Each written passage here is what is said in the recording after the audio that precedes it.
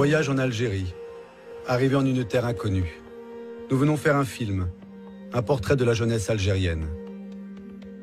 Et à travers elle, dresser le bilan des 3 mandats du président Abdelaziz Bouteflika, 15 années à la tête de cette république algérienne qui se proclame populaire et démocratique.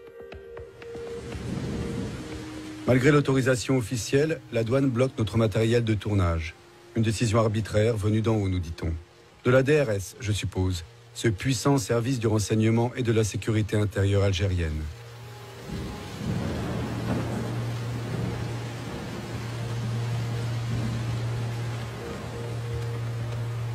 Après 5 jours d'une interminable attente, le tournage est définitivement interdit. Et nous sommes invités avec insistance à quitter le pays.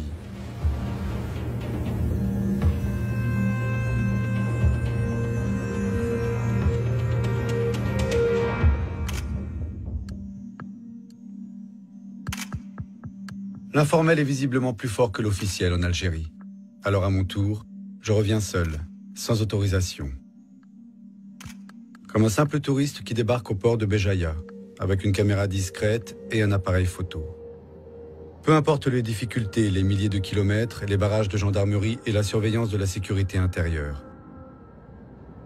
Le tournage sera clandestin et le film tout entier tendu vers ces paroles d'Algérie, vers ce que les Algériens ont à dire, à faire entendre.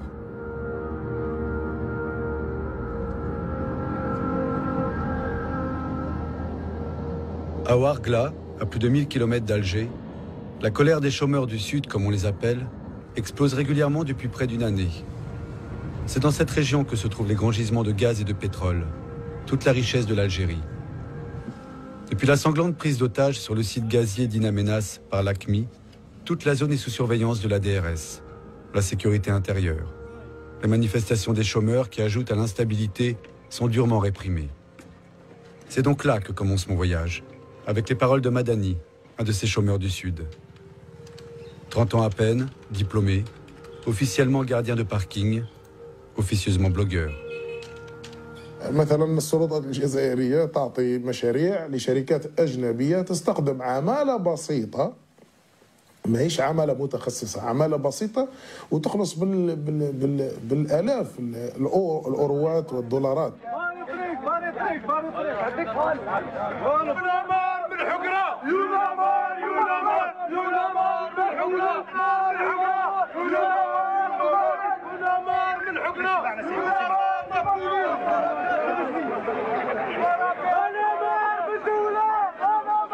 يعني لما تتحدث على مشكلة البطالة في المنطقة فأنت تتحدث على قنبلة نووية قادر أيا كان استعمالها لسد الطريق وغلق الطريق والاحتجاج وعرقلة مصالح الآخرين وما إلى ذلك. بعد عقود من الزمن كان النظام الجزائري يمارس الوصاية التامة على الشعب، يتحدث في مكانه ويهضر في مكانه ويحل المشاكل في مكانه. هذا خلى تراكمات أحدثت لنا في عقولنا أو جعلت لنا عطالة فكرية في عقولنا. أصبحنا لا نفكر.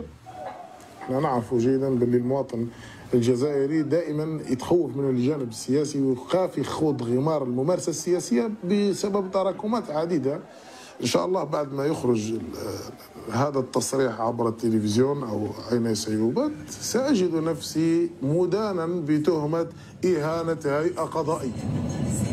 بعد الجدرمية بعد هنا ثاني الجدرمية بعد ثم كان لا بوليس وكان الحبس كان الحبس بعد زيد شوي كان سبيطار مهبل حدا بعضهم والله هالجهة ربي يستر.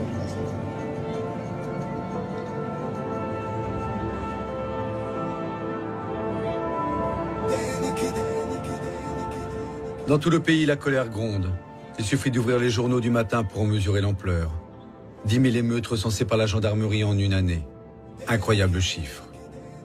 Des émeutes pour demander un logement, un travail, de l'eau courante, dénoncer un élu corrompu, l'insalubrité d'une école ou d'un hôpital, jusqu'au blocage des routes.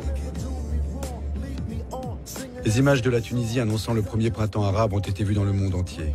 Mais de ce qui se joue ici, en Algérie, on ne sait rien. Les frontières de l'information sont fermées et le pays bénéficie d'une certaine bienveillance internationale.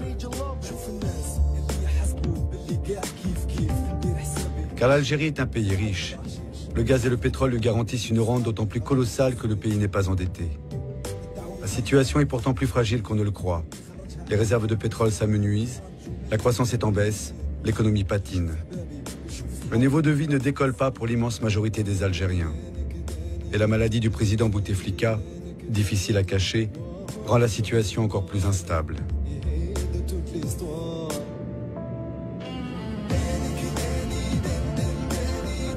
Jusque-là, l'Algérie s'est maintenue à l'écart des grandes révoltes arabes qui ont fait basculer les pouvoirs autoritaires.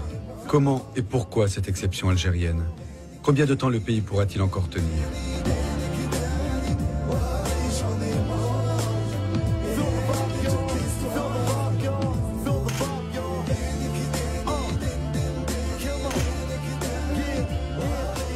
Les Algériens se sont mis ensemble en 88, ont mené leur révolution 22 ans avant tous les autres pays arabes. La jeunesse a fait sa révolution. La jeunesse a payé très très cher. Il y a eu plus de 500 morts, il paraît, dans les rues en quelques jours.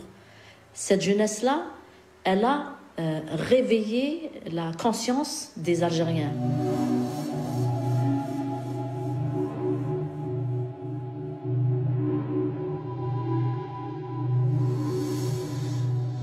Tout cela s'est passé en 88. La jeunesse s'est rassemblée, la jeunesse s'est exprimée. Elle s'est exprimée d'une manière violente, d'une manière, de la seule manière qu'elle pensait juste. Ça a permis l'instauration d'une constitution pluraliste. Ça a permis la création, le pluralisme partisan. Ça a permis le multipartisme, ça a permis la création de milliers d'associations dans tous les domaines. Et donc, cette révolte, ou bien cette révolution, je ne sais pas comment on appelle ça, nous l'appelons la révolte de la jeunesse du 5 octobre. Et donc maintenant, le monde entier peine à se rappeler ce 5 octobre. Mais nous, les Algériens qui l'avons vécu, nous ne l'avons pas oublié et nous ne l'oublierons jamais. Pourquoi ? Parce que ça a été suivi d'une dizaine d'années sanglantes.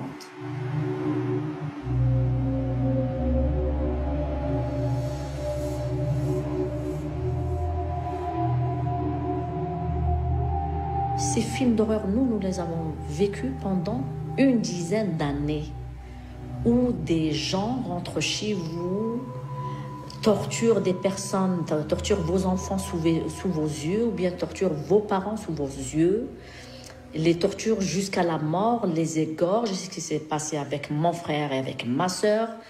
Et donc, vous ne savez pas quand ils arrivent, ces gens-là. Vous ne savez pas qu'est-ce qu'ils vous veulent. Lorsqu'ils rentrent chez vous, ils vous disent, nous, tout ce qu'on veut, c'est l'instauration d'un État islamique et rien d'autre. Et puis, ils commencent la torture, l'assassinat. Personne n'a oublié. Maintenant, les enfants qui n'ont pas vécu cette période, ils vous racontent des histoires comme s'ils les avaient vécues. Comme il n'y a pas eu de prise en charge psychologique, parce qu'il nous fallait au minimum une armée de psychologues pour pouvoir parler à ces enfants, pour pouvoir faire exprimer ces enfants par n'importe quel moyen, par les moyens de dessin ou de la parole, pour libérer leur cauchemar, le cauchemar qu'ils ont vécu, eh bien, ça n'a pas été fait. Et cette jeunesse le vit encore. Donc, cette jeunesse vit dans leur tête ce que les parents ont vécu en réalité.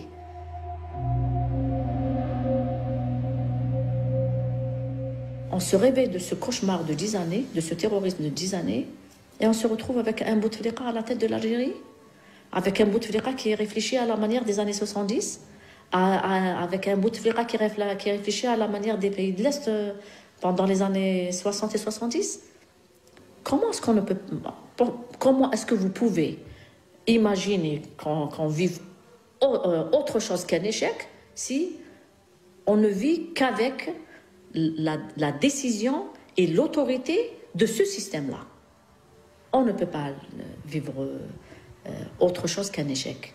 On le vit au quotidien, avec toute la richesse qu'englobe ce pays, avec toutes les richesses. Je parle de toutes les richesses. Je ne parle pas que du pétrole ou du phosphate ou de l'or.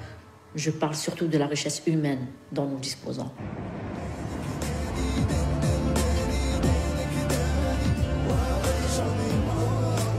L'humain, effectivement l'autre richesse de l'Algérie.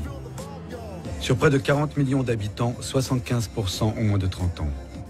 Cette jeunesse est une force pour le pays, mais tout aussi fragile que son économie. Le chômage touche plus de 20% des jeunes. Forcés à la précarité, sans formation ou diplômés sans emploi, une bonne partie de la jeunesse algérienne bouillonne. Elle échange sur les réseaux sociaux, partage la débrouille au quotidien, dénonce la corruption, s'interroge sur la maladie du président et sur le pouvoir occulte de l'armée et de ses généraux.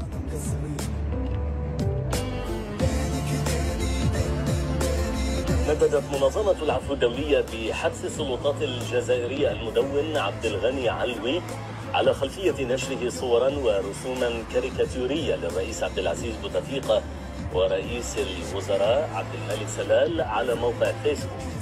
وقالت المنظمة أنه على السلطات الجزائرية أن تفرج فورا عن المدون الموقوف، مضيفة أن تلك السلطات تحاول خنق الانتقادات السباق. وأضافت أمنستي أن الجزائر ترد بالفعل بشكل مبالغ فيه في شأن لا يزيد عن التعبير الشرعي. شوف الناس اللي يحسبوا باللي قاع كيف ندير حسابي ماشي قاع الخضر حشيش، نشوف احبابي نشوف صحابي رانا مقصرين. الدعوه مخلطه هنا ولهيه، ربي يخرجها على خير، نتفاهموا نترانجوا ما يكون غير الخير نشوف احبابي نشوف صحابي رانا مقصرين.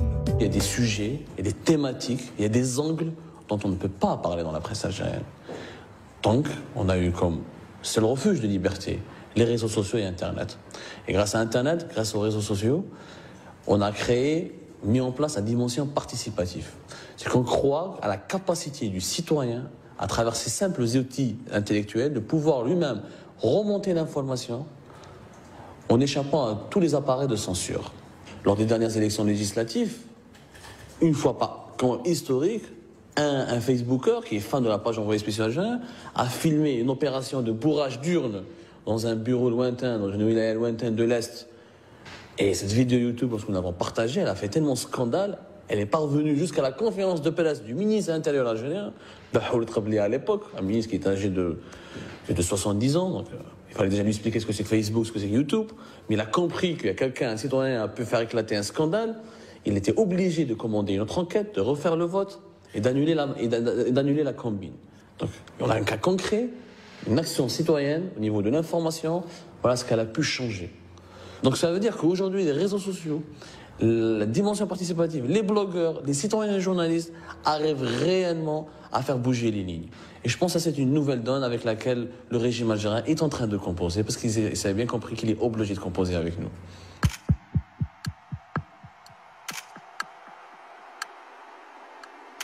Il faut savoir qu'en Algérie, le cybercafé, il est classé dans la même catégorie que la boîte de nuit, que le cabaret.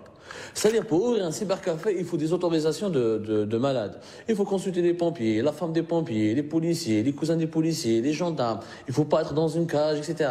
La majorité, un grand nombre, pratiquement tous les cybercafés d'Alger sont clandestins. Ils ne bénéficient d'aucun agrément. Par exemple, aujourd'hui, un mouvement sur Facebook finance avec l'argent qui s'appelle l'armée électronique algérienne, dont le seul principe, dont la seule mission est de diaboliser les militants des droits de l'homme sur le terrain, les acteurs de changement, les militants anticorruption, les Facebookers et les blogueurs qui osent dire et qui osent dénoncer.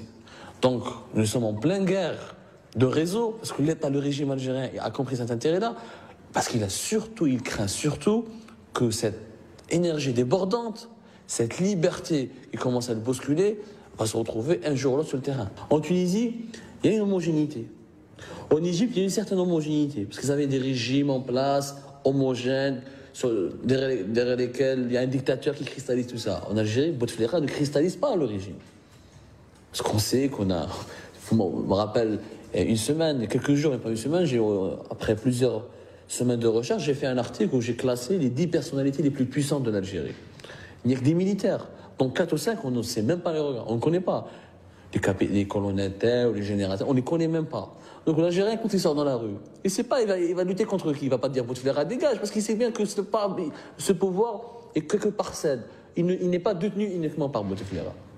Depuis les émeutes, depuis le début du printemps arabe, bizarrement, le régime a donné énormément d'argent. Toutes les banques publiques ont reçu comme instruction de donner des crédits à tous les projets qui sont présentés par l'ANSES. C'est-à-dire tous les projets que les jeunes postulent pour avoir ces crédits-là. Énormément d'argent a été donné. Une enquête a été faite. Plus de 60%, entre 50 et 60% de ces entreprises, micro-entreprises, n'existent même pas sur le terrain. C'est que les jeunes, ils ont fait quoi? Ils ont pris l'argent de l'ONCEJ. Ils l'ont détourné. Certains sont partis en Turquie pour faire des voyages, des lunes de miel. Certains sont partis en haraga. D'autres, ils ont complètement acheté des voitures. Ils commencent à circuler avec, à s'amuser avec. Et lorsqu'on a fait une enquête sur le terrain, on leur demande pourquoi vous avez fait cela. Vous voulez le développement, vous voulez le développement économique, vous voulez la justice sociale. Eh bien, le régime vous donne de l'argent et vous ne développez pas votre pays. On a été quand même étonnés par une réponse étrange, mais qui a été unanime. Qu'est-ce qu'ils nous répondent? Eh bien, cher ami, le régime, quand il prend de l'argent, quand il les place en bon trésor américain, quand il va aller se soigner à Val-de-Grâce, quand il s'achète des biens immobiliers à l'étranger, il ne demande pas notre avis. Ah ben nous aussi, on estime que cet argent, ça fait partie des caisses, on les utilise comme on le veut. C'est notre droit. Et c'est un acte de résistance qu'on peut déplorer. On va pas reconnaître. Il est clair que c'est pas légitime ce qu'il est en train de faire. Mais c'est aussi un acte de résistance. La société algérienne n'évolue pas suivant un modèle socio-culturel bien précis. Elle évolue uniquement suivant des envies, des désirs et des pulsions. C'est pour ça que pour moi, l'Algérie, c'est le pays de l'émotion. Ça n'a jamais été le pays de la réflexion. Et il faut absolument qu'on compose avec cette émotion. Comment passer de l'émotion à un projet de société? C'est ça le défi auquel je... En tant que moi, beaucoup de mon entourage, beaucoup des jeunes que je connais, on est confrontés à ça. Comment nous, Algériens, on va se poser, on va se calmer pour penser à un projet de société? Ben, il faudrait qu'on sublime notre émotion. On n'y arrive pas.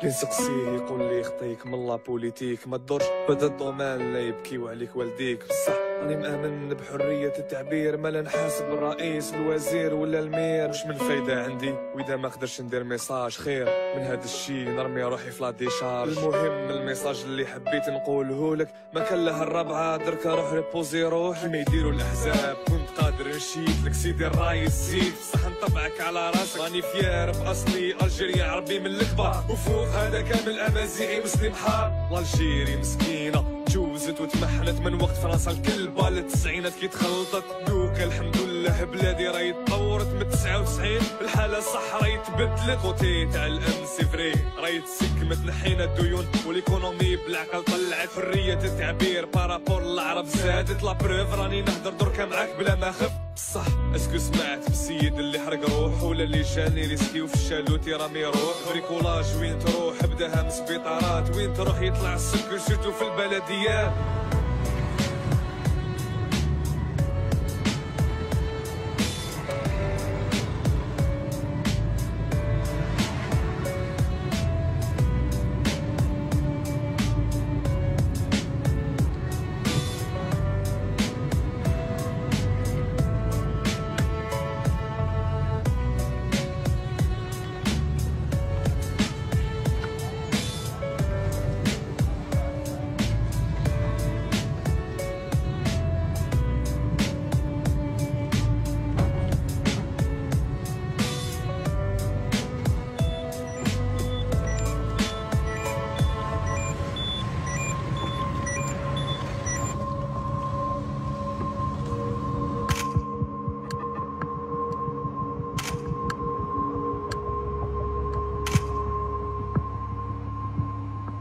ما تقدرش خدمه وحده ما تخرجكش مع المعيشه غاليه مع راك تعرف البلاد لاباي ماشي مليحه تما لازم تعاون روحك نخدم هنا في النهار نخلص لاباي نورمال سيمبوليك ونخدم في الليل على لاسيرونس على لاسيرونس باش نعاون روحي وحده نمد مصروف تاع الدار لي شارجك تعرف تريسيتي الماء باش انسان يزيد يسقم روحه شويه يسقم روحه ويخبي شويه دراهم يدير دي بروجي باك يتزوج بالك صح لو بارت ما يخلص لا ديال بالك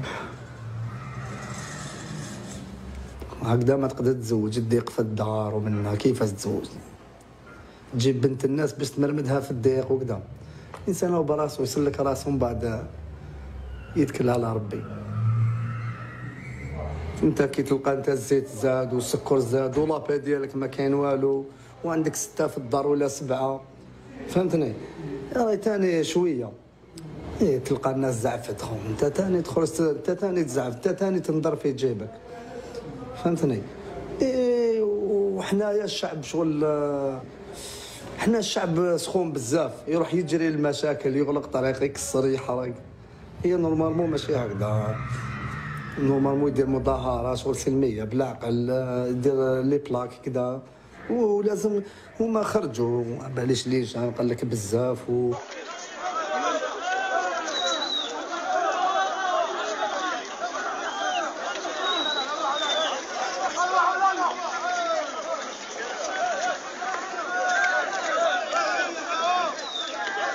وراهم إمكانيات، أنا شنو نشوفوا إحنا إمكانيات، وراهم إمكانيات. عندي ستاد قدام الدار، عندي صال ميسكيلاسيون، ما عندنا والو، تخرج ما كان والو، تخرج لوطوروت، الدراري برا صغار يلعبوا برا، فهمتني؟ الطريقة ماشي مخدومة، وراهم الإمكانيات. القهاوي معمرين على 9 تاع الصباح ل 10 ل 11، نقول القهوة هذه باليش أنا كل يوم جمعة. إيه قهوة ما تفرغش، حب يقول الشعب ما لجان ما مش خدامين. كانوا لنا هنا كان عندنا مارشي، كانت الناس تخدم تدخل الجورنية تاعها، نحى المارشي الناس راهي صابر، كان اللي شرا طوموبيل ولا كلونديستان، وكان اللي دار فيزا قلع، وكان اللي قاعد شاد الحيط.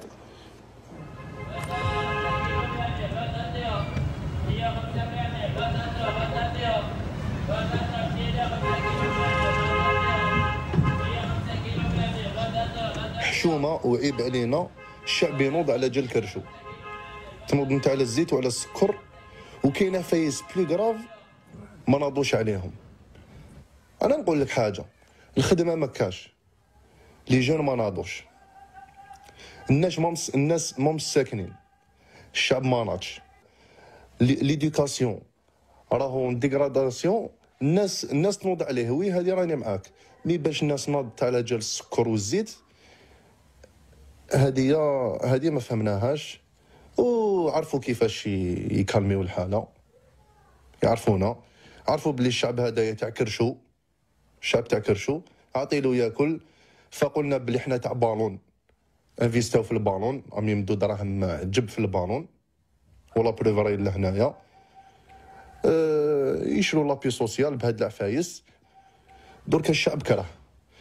انا زين نقول لك واحد الحاجه، مالغري ناضت في لا بلوبار دي بي عرب، حنا في الجيري والله ما تنوض، ونحلف والله ما تنوض، باسكو الشعب كره. دونك رانا نقولوا، انا واحد نقولها، ناكلوا الخبز ونسكتوا، باسكو شاك جور تشوف عباد ميتين، باسكو حنا الا ناضت عندنا والله ما تطفى، حنا ماشي كيما تونس ولا مصر، اون اني دو زون تحبس، حنا كي تنوض 20 سنه نورمال ما تحبش. هما فاقوا لنا واش كاين، بريباراو هذا الشيء، ودركا راهم يحبسوا في، يصبروا فينا كيما يحبوا.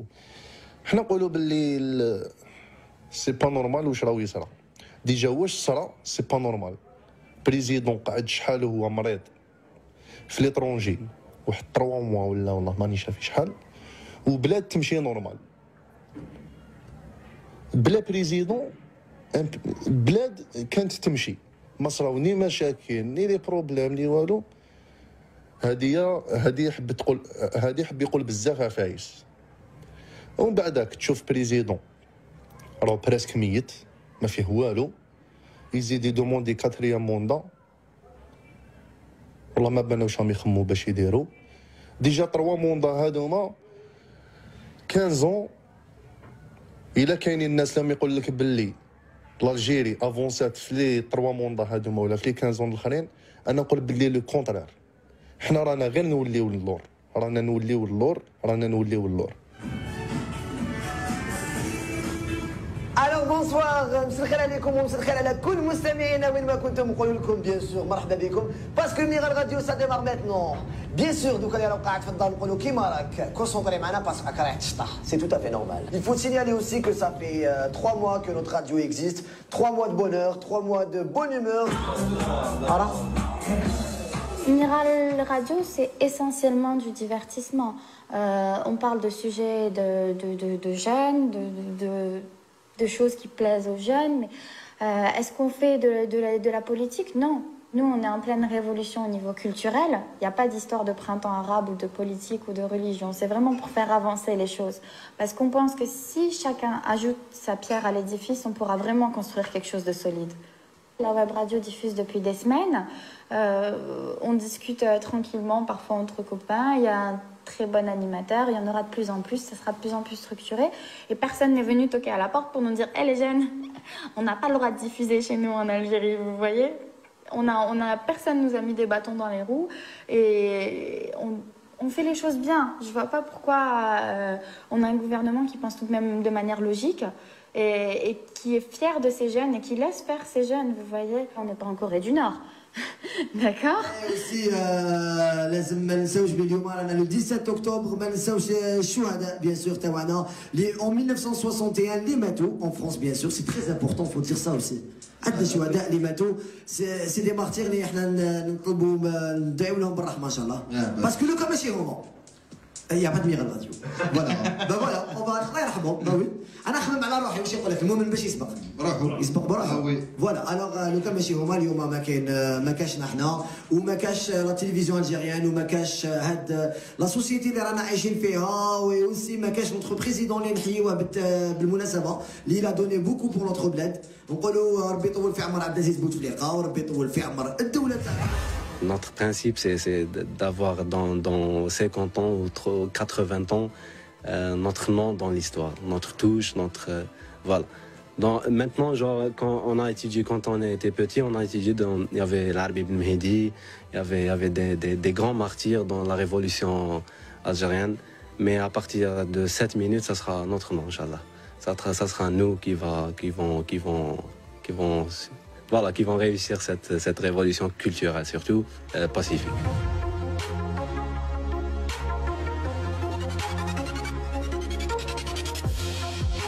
Moi, j'ai la possibilité d'aller et de venir comme je veux, donc je ressens moins ce côté coincé, ne pas pouvoir circuler dans les autres pays.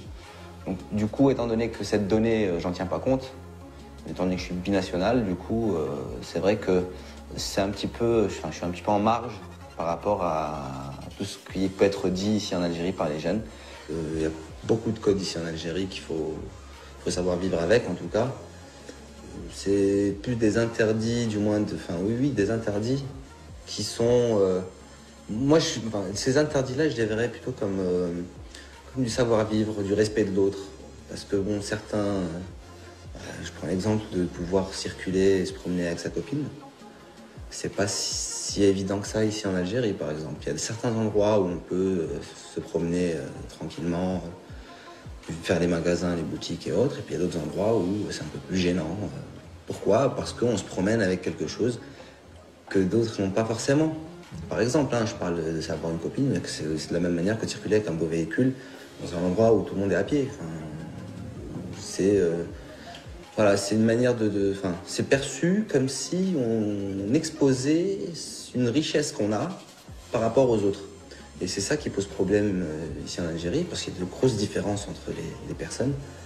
Et du coup, faut donner un petit peu de respect, du moins un peu de compassion. C'est pas du respect, c'est du respect, mais de la compassion aussi, en disant, étant donné que les autres, une autre personne n'a pas forcément la même chose que moi, du coup, je vais éviter de le montrer. Les plages publiques, par exemple, il est interdit de consommer de l'alcool. Par contre, il y a des endroits faits pour, des plages privées, tenues par des hôtels, par exemple. Mais ça reste inaccessible. C'est-à-dire que quelqu'un qui n'a pas les moyens de le faire, mais qui a envie de vivre dans cette vie-là, ne pourra pas.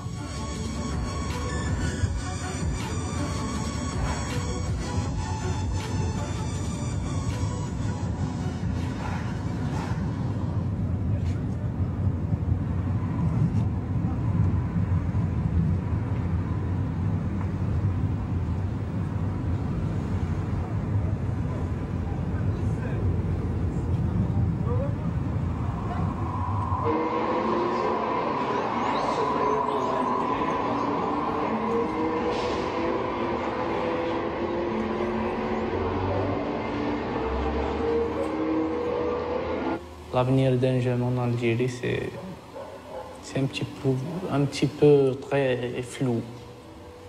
On n'arrive plus à se situer.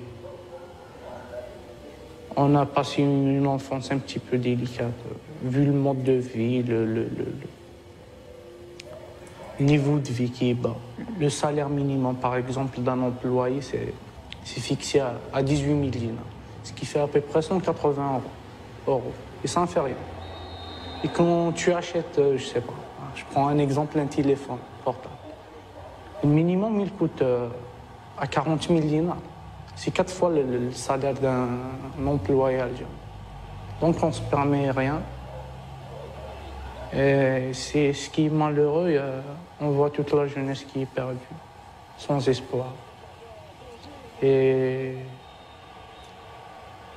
qui font le deuil sur la jeunesse, leur jeunesse qui passe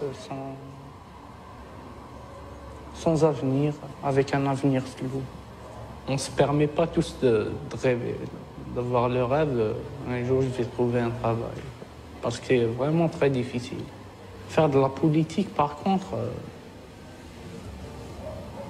un petit peu. Mais avec la situation actuelle, avec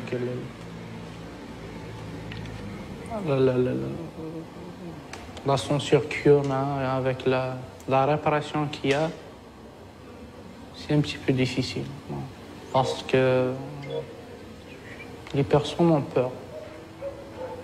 Ont peur, vraiment. Ils n'osent pas exprimer leurs idées. Parce que il n'y a pas de liberté, il y a une répression terrible sur les jeunes. Toi, si tu oses manifester ou quoi faire une manifestation, tu seras arrêté. Et puis tu auras des problèmes à l'avenir. Même ton passeport, tu ne pourras pas l'avoir. Donc, on réfléchit à ça. Il y a beaucoup de problèmes pour les jeunes, sincèrement. Quand tu es à la fac et ton professeur te censure, donc je pense que l'université, c'est elle qui forme l'élite. Je voyais l'université d'un autre œil.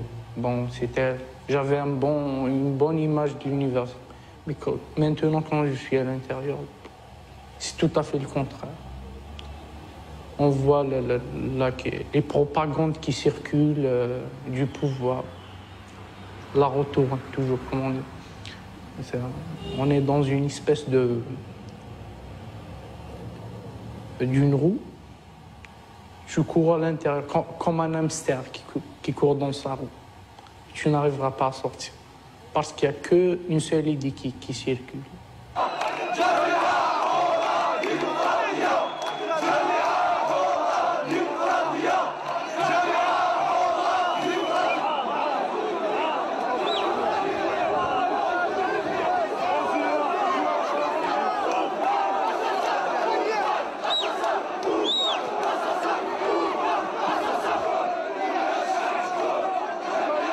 On n'arrive plus à faire la différence entre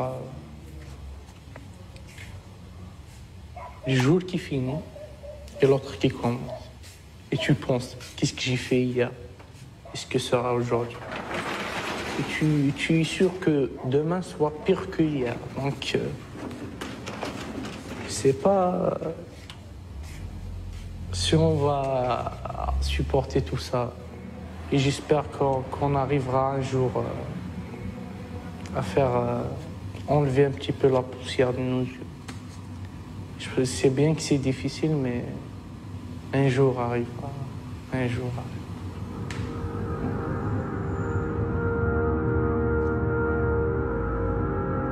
Tout comme en Tunisie, au même moment en janvier 2011, les manifestations algériennes sont parties de ce sentiment d'abandon, de mépris de la part du pouvoir. Mais en Algérie, ces mouvements qui auraient dû aboutir à une révolte nationale ont été tués dans l'œuf. On sait, désormais, que beaucoup ont peur de replonger dans une décennie noire aux mains des islamistes. On sait l'argent qui a été massivement distribué aux jeunes. On sait moins le double jeu du pouvoir. D'un côté, des effets d'annonce. La libéralisation des médias, l'éclosion des radios pour la jeunesse, l'illusion du divertissement. Mais sur le terrain, la répression des manifestations, l'infiltration des coordinations d'étudiants par la sécurité nationale qui étouffe toute velléité de révolte. On sait moins qu'une ligne de démarcation divise la jeunesse algérienne.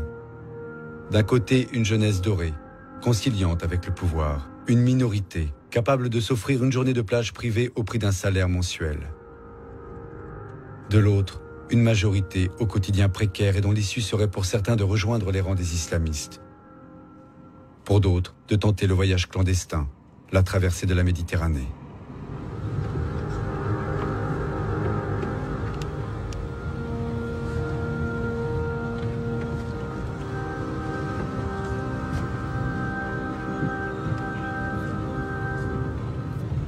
On ne peut faire aucun reproche à la jeunesse, en fin de compte, en Algérie.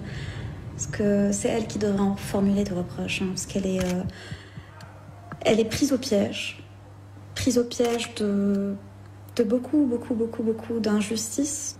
Elle est soumise à tellement d'injustices qu'on ne peut pas lui reprocher quoi que ce soit. Il y a une forme de rupture avec l'Algérie, avec leur pays, avec leurs repères, avec leur identité. Une forme de désespoir qui fait que c'est forcément triste. Au-delà des cas particuliers qu'on pourrait raconter, tout plein d'histoires, de parcours qui font que, oui, il y a de quoi parler de tristesse. C'est assez triste d'avoir 25 ans, ne pas pouvoir accéder à un logement, ne pas pouvoir accéder à un emploi, ne pas pouvoir se marier parce qu'on n'a pas de logement, ne pas pouvoir travailler, avoir de l'argent, vivre, étudier. Et voilà, c'est triste, bien sûr que c'est triste. On culpabilise les jeunes, mais ça c'est encore une fois une démarche politique pour se dédouaner. Tout est fait pour casser cette envie de faire des choses et cette envie de vouloir bouger les choses. Il y a comme une forme de désespoir, une impossibilité. Il y a une forme de lassitude, il y a comme une démission générale. Comme s'il n'y avait pas grand-chose à faire si ce n'est attendre que ça se fasse tout seul. C'est assez triste et c'est assez complexe, même si on peut en citer des exemples de personnes qui font bouger quand même la société, l'Algérie, et qui... Voilà, mais il n'y a pas de mobilisation autour d'un projet. Il y a des actions dispersées, des actes isolés, on va dire. Mais il n'y a pas de mobilisation générale qui converge vers un même idéal. Celui de faire avancer le pays ou de faire bouger, aller vers plus de justice, un peu plus de démocratie, un peu plus de bien-être, de droit au plaisir, au loisir, à un apaisement culturel. Il n'y a pas de projet commun. Il y a eu en fait... ils ont réussi à casser toutes les initiatives et ils ont réussi à diviser les gens, diviser les Algériens. Il y a beaucoup d'hostilité. C'est assez fascinant. Parfois, j'éprouve une forme d'admiration pour ce régime, parce que il le réussit très bien. Il a réussi à monter les Algériens les uns contre les autres pendant qu'il fait ses petites affaires. Est-ce que les jeunes ont le droit d'exister pleinement? C'est une question. Est-ce que la femme algérienne a le droit d'exister pleinement? C'en est une autre. Beaucoup plus dramatique, ça c'est sûr. Il y a 2 mois, à Djidjel, dans une ville de l'Est, extrêmement conservatrice, une jeune femme qui n'a même pas 20 ans, qui s'appelait Romaïssa, s'est suicidée avec son amoureux en se jetant du haut d'un immeuble pour échapper à un mariage forcé. Alors ça fait un petit peu caricature d'en parler comme ça, mais oui, en Algérie, il y a des mariages forcés. Quand on sort de la capitale, quand on sort d'Alger, il y a de quoi se taper la tête contre un mur. Tellement il se passe des choses horribles, quoi. Les femmes sont battues, les femmes sont marginalisées, sont étouffées. Il y a un véritable problème du rapport à la femme en Algérie. On la diabolise, c'est la cible de toutes les de toutes les frustrations, de toutes les colères qu'on rejette forcément sur elle. Et Alors, c'est des violences sous toutes ses formes. Donc, c'est des violences dans la rue, c'est des violences concrètes, des femmes combat, c'est des violences dans le code de la famille qui fait que beaucoup de femmes souffrent de la polygamie, par exemple, même s'il y a eu des amendements qui font que maintenant on demande son avis à la femme, mais on sait très bien que dans la réalité des choses, elle n'a pas trop son mot à dire. Une femme peut aller déposer plainte pour violence conjugale, ensuite elle est bien obligée de rentrer chez elle, affronter son père, qui sera peut-être pas content, ou son frère, ou son cousin, et encore moins son mari. Il y a toujours eu cette culture musulmane dans laquelle on a tous bercés, dans laquelle on a grandi. Mais on sent maintenant qu'il y a autre chose, une forme de fermeture, de désir d'aller vers un extrême. On le sent. Et on sent que c'est la femme qui est autour de tout ça. On sent qu'elle dérange, que son émancipation est effrayante pour eux. Que de la voir dans la rue, conduire, travailler, gagner de l'argent, avoir des idées, ça gêne, ça gêne. Aller à la fac, pour beaucoup de jeunes femmes algériennes, c'est pas vraiment accéder à un enseignement, c'est plus échapper un petit peu à sa condition, échapper à la maison, quoi. Tant que ce régime autocratique, pour être précise, ne lâchera pas du lest, je ne pense pas qu'il puisse y avoir d'autres solutions, parce que la pression pacifique ne porte pas vraiment ses fruits. On le voit depuis quelques années, il y a une forme de pression sociale où voilà, il y a beaucoup de gens qui s'organisent pour contester, mais ça donne pas grand-chose. La violence dans la rue, c'est vraiment pas une solution. Et on voit clairement que les Algériens n'en veulent pas, et ils n'ont pas totalement tort. On l'a déjà vécu, et c'est pas forcément la meilleure des solutions. Et donc du coup, voilà, l'attente, le temps. On attend. Attendre quoi, on sait pas trop, mais on attend. إذا النجرة أجرى عليا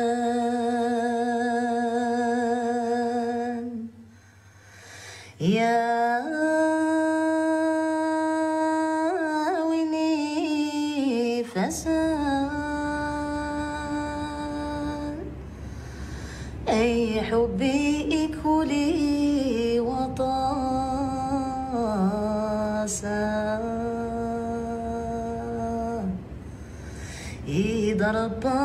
Ces images que je filmais me semblaient bien anodines. La traversée d'un petit village de Kabylie, près des montagnes du Djoudjoura. Mais en Algérie, rien n'est anodin. À peine sorti du village, je suis arrêté par la gendarmerie. Un barrage de sécurité comme il y en a tout le long des routes du pays. Presque une routine pour les Algériens. Mais pour moi, ce jour-là, le contrôle est plus musclé.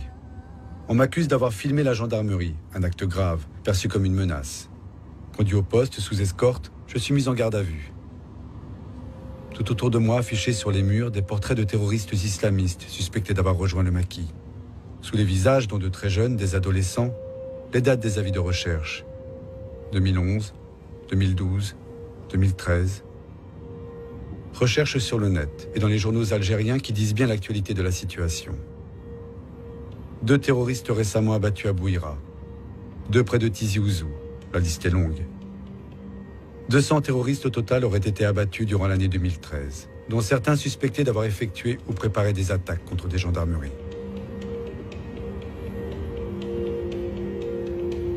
Quel crédit donner à ce chiffre inquiétant? La DRS, la sécurité intérieure, est très sensible à ces articles qui témoignent de l'instabilité du pays, et elle tente à chaque fois de les interdire. Mais elle peut aussi jouer l'ambiguïté, instrumentaliser la presse et agiter la menace d'un retour des islamistes, si le peuple venait à se révolter comme en 1988. Toujours est-il que les islamistes algériens réapparaissent au grand jour.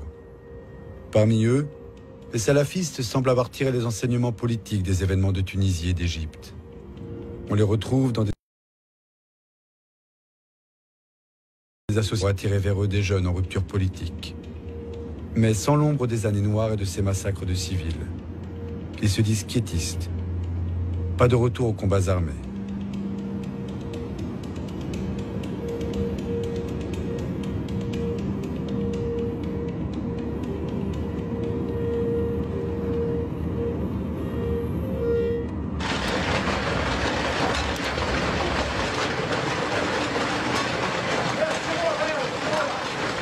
تسرتي ولاش تسرتي يعني تحاميها في الدين، اما الكوميتي دو فيلاج، اما الدوله، اما دي مسفردان، اما الدين كان ولا شتا سالفي الدين كيف ربي سبحانه هو كنا تخدم السيس الدين تدي فكار ربي سبحانه يشبع تخدم السيس وكود نبغى نخدم عاد حميد دولاتي اللي مدرسه قرانيه اظهر انا ماشي مشططه ذكرنا في الدين هذه سن الدين وكان تيلي لا سوسيتي تلها تقرز ثورة لاسوسياسيون كي يقرا متي تسرتي تخدم تقدش في الجامعين خصوصا الجامعه محسوبه ما تكتفي الدين اظهر الغاشي الدين فهمن بالليك سوى ربي سبحانه ذي الحق اتعبض وتعبض الملك لا النبي لا الشيخ لا اساس لا زورو هو كذا الصح هو كذا الاساس الدينار الدين تنهض قتل النفس من الكبائر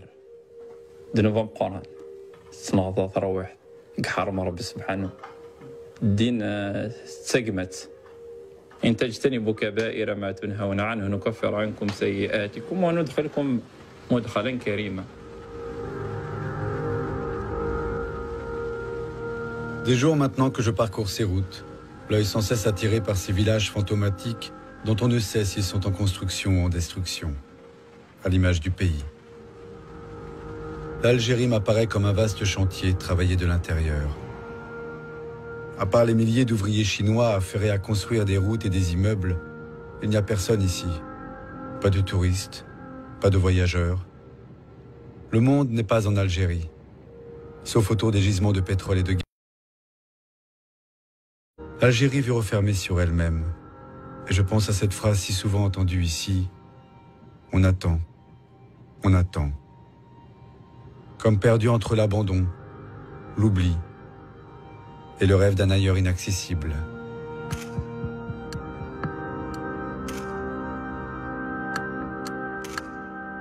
Pour le cas qui concerne mon fils c'était quelqu'un de bien, quelqu'un qui a toujours fréquenté mes relations. C'est des profs de médecine, parce que je fais de la communication, donc je fais de la publicité, tout ça. Donc c'est des gens de haut niveau.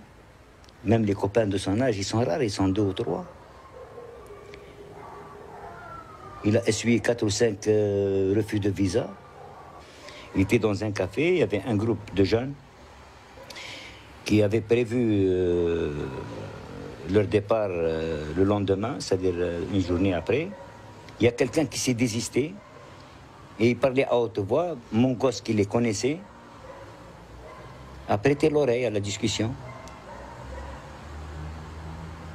Il s'est mis à table avec eux. Il y a quelqu'un, faute de sa cotisation, donc on ne peut pas acheter le moteur et on ne peut pas partir alors que le temps est bon. Il était sur le truc, il a pris une décision comme ça. Et si je m'embarque avec vous, vous me prenez, ouais. Il s'agit de combien? Il s'agit de 100 000 dinars. C'est ok, bon coup, je pars avec vous. Il est parti comme ça. Et quand il est venu le soir, ça s'est passé au début d'après-midi, et il m'a raconté que je vais m'absenter quelques jours, je vais aller en Tunisie. Il a l'habitude de prendre de la famille pour aller comme ça de temps en temps, les week-ends en Tunisie et revenir. Ah non, t'inquiète pas, je ne vais pas te demander la voiture, hein, ni de l'argent, j'ai des sous, et la voiture de mon copain, je vais juste 3 jours, et puis à l'arrivée, je vais t'appeler. Il n'a pas l'habitude ni de mentir, ni de trucs, c'est quelqu'un qui m'est très fidèle. Et il bosse avec moi depuis son plus jeune âge. Je l'avais toujours eu sous la main. C'est comme ça qu'il a pris la décision de partir. Comment je l'ai su? C'est après quelques temps. En cherchant avec qui il est parti, je suis arrivé à trouver une personne qui était le père de l'un des membres de l'équipage, qui m'a expliqué que oui, effectivement, mon fils a bel et bien pris la barque avec son fils, qui sont venus dîner chez moi, et je les ai accompagnés jusqu'à la plage. Mais sans ça, c'était un point d'interrogation, c'était incroyable. C'est comme qui dirait, on a trouvé Obama au marché aux puces en train de vendre des bretelles. Hein. C'est vraiment quelque chose d'inconscient. Donc ces choses-là, cette spontanéité aussi chez les jeunes, elle y est pour quelque chose. Mais pour ce qui me concerne, pour ce qui concerne mon fils, c'est uniquement ça. Il a toujours voulu voir le monde, il était un petit peu en avance, mais il était contraint d'être enfermé. le problème le plus satanique, c'est comment des nations arrivent à créer, gérer, légiférer, légitimité, une précarité. On te crée des emplois de jeunes. On te permet de vendre dans la rue sans registre de commerce. Et on crée cette précarité. On donne une petite pension de chômage. Tous ces instruments, on crée les contrats comme on les fait en Europe, les contrats à durée déterminée. Tout ça, c'est pour créer une précarité, la sursoir sur une nation. Et puis vous allez vous tenir tranquille pendant une année. La deuxième année, vous êtes en chômage et ça reprend. Mais c'est une précarité qui est volontaire, qui est initiée par ce que j'appelais tout à l'heure les faiseurs de misère, qui est institutionnalisée même. C'est-à-dire qu'ils sont là pour faire des misères. Ils peuvent dépenser des fortunes incroyables dans des séminaires, dans des congrès, mais ils ne peuvent pas donner le pain à ceux qui en ont besoin. Un problème de leadership, un problème de fierté déplacée, je ne sais pas comment la qualifier. Sinon, comment des gens signataires de certaines conventions, dont je parlais tout à l'heure, qui ont un certain niveau intellectuel et culturel, parce que ce n'est pas n'importe qui, c'est des gens qui savent lire et écrire et puis interpréter et tout ça, peuvent accepter que de notre temps, des gens par milliers meurent en mer. Ils ont des solutions pour aller faire la guerre. Ça, ils peuvent prendre des décisions tout de suite. Pour aller enfuir sous des tonnes de bombes, des gens à tuer des milliers comme ça pour dire qu'on va arranger quelque chose. Et ils mettent de l'argent.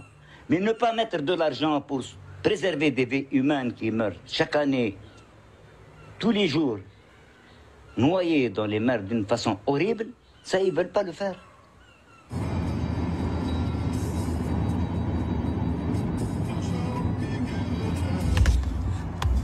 La route est bloquée.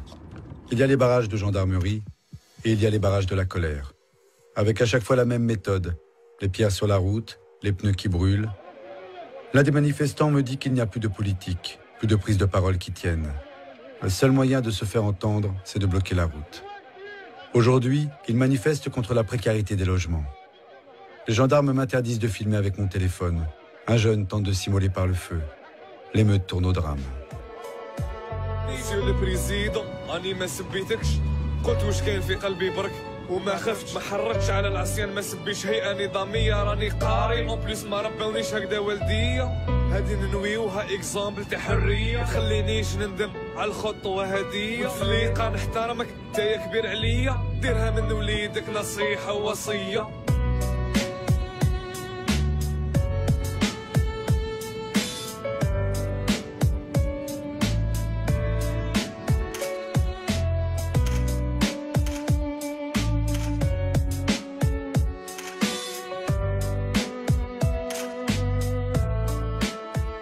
Si vraiment on existe, si on est là, c'est parce qu'on est créé pour avoir un message, pour porter un message. Chacun a un message à donner.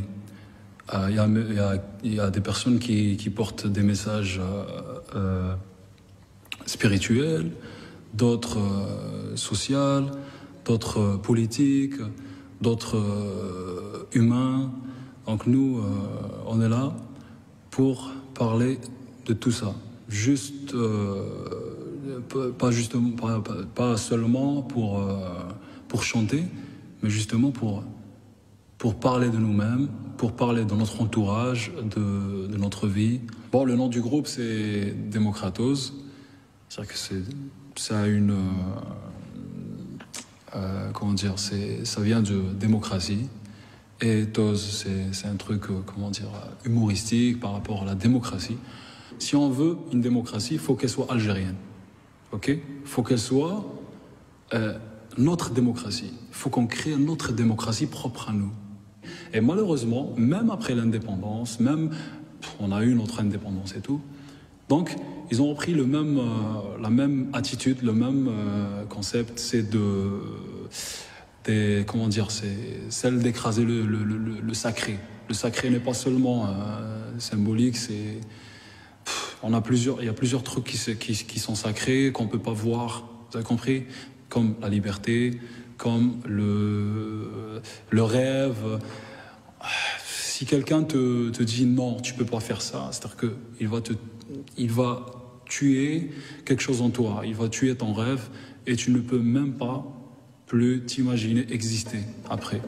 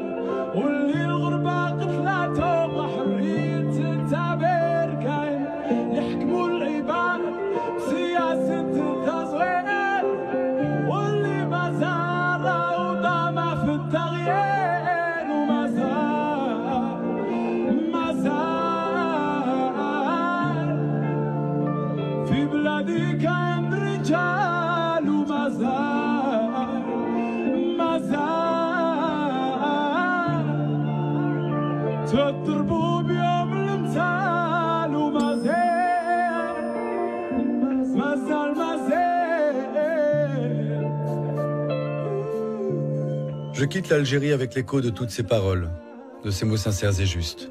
Mazel, Mazel, ce n'est pas fini. Non, ce n'est pas fini. Bouteflika a annoncé qu'il se présente pour un 4e mandat. Sur les réseaux sociaux algériens, comme dans la rue d'Alger, la colère éclate, jusqu'au débordement. Les Algériens ما يقدروش عليهم. اليوس الجزائريين مش جايح. اليوس الجزائريين صبر. الجزائريين صبر. صبر. صبر أيوب. Mais gare à vous. Quand le géant se réveille, gare à vous.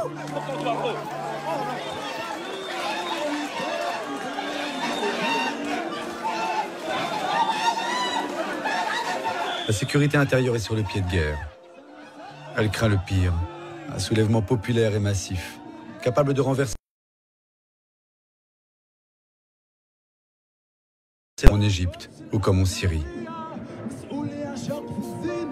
Sur quel chemin dangereux l'Algérie s'est-elle engagée ?